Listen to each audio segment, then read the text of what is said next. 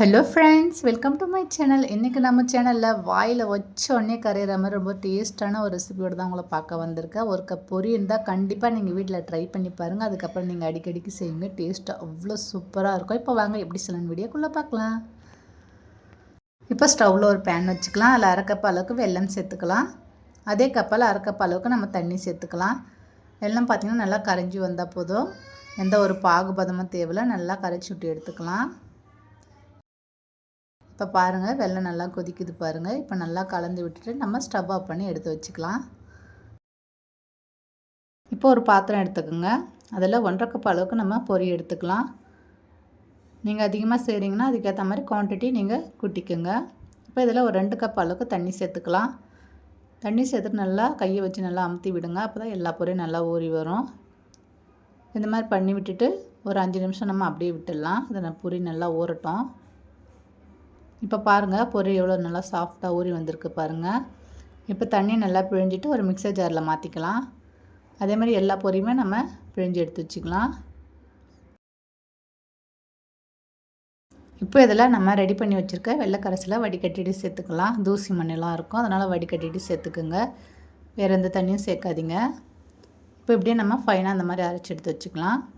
இப்போ ஸ்டவ்வில் பேன் வச்சுக்கலாம். அதில் 2 டேபிள் ஸ்பூன் அளவுக்கு நெய் சேர்த்துக்கோங்க. நெய் நல்லா காஞ்சதும் கொஞ்சமாக பிடிச்ச பாதாம் சேர்த்துக்கோங்க. உங்கள்கிட்ட எந்த நட்ஸ் இருக்கோ அதை சேர்த்துக்கோங்க.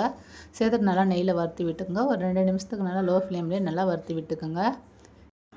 இப்போ நம்ம அரைச்சி வச்சுருக்க அந்த பொரிக்கரசியில் சேர்த்துக்கலாம். சேர்த்துட்டு நல்லா கைவிடாமல் நல்லா கலந்து விடுங்க. இப்போ அடுப்பத்தையே நல்லா வேகமாக வச்சுக்கோங்க. வச்சுட்டு நல்லா கலந்து விடுங்க. அந்த நெய்யோடு நல்லா மிக்ஸ் ஆகிற மாதிரி நல்லா கலந்து விட்டுக்குங்க. இப்போ இதில் வாசனைக்கு ஒரு 1/4 ஸ்பூன் அளவுக்கு ஏலக்காய் தூள் சேர்த்துக்கலாம். ஏலக்காய் தூள் சேர்த்து நல்லா கலந்து விட்டுக்கோங்க. இப்போ இதில் 1 ஸ்பூன் அளவுக்கு நம்ம நெய் சேர்த்துக்கலாம். கொஞ்சம் கொஞ்சமாக நெய் சேர்த்து நல்லா கலந்து விட்டுக்கலாம். நல்லா கை விடாமல் நல்லா கலந்து விட்டுக்கிட்டே இருங்க.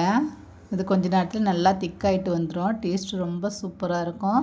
இப்போ பாருங்கள், திக்காக இருக்குது பாருங்கள். இப்போ இதில் திரும்பவும் 1 ஸ்பூன் அளவுக்கு நெய் சேர்த்துக்கலாம். சேர்த்து நல்லா கலந்து விடுங்க. கை விடாமல் நல்லா கலந்து விடுங்க. இப்போ பாருங்கள், கலருமே நல்லா சேஞ்ச் ஆகிட்டு நல்லா திக்காயிட்டு வந்திருக்கு பாருங்கள்.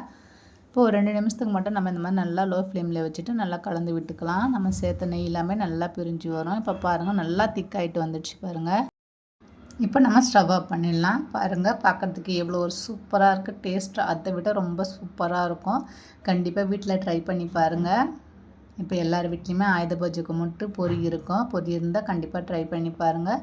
அவ்வளோதாங்க ஃப்ரெண்ட்ஸ், சூப்பரான பொரி அல்வா ரெடி ஆகிடுச்சு. இந்த வீடியோ உங்களுக்கு பிடிச்சிருந்தது நான் வீடியோவை ஷேர் பண்ணுங்கள், கமெண்ட் பண்ணுங்கள், சப்ஸ்கிரைப் பண்ணுங்கள். மறக்காமல் பக்கத்து பெல் பட்டனை ப்ரெஸ் பண்ணி விட்டுருங்க. அப்போ தான் நான் போடுற வீடியோ நோட்டிஃபிகேஷனாக வரும். தேங்க்ஸ் ஃபார் வாட்சிங்.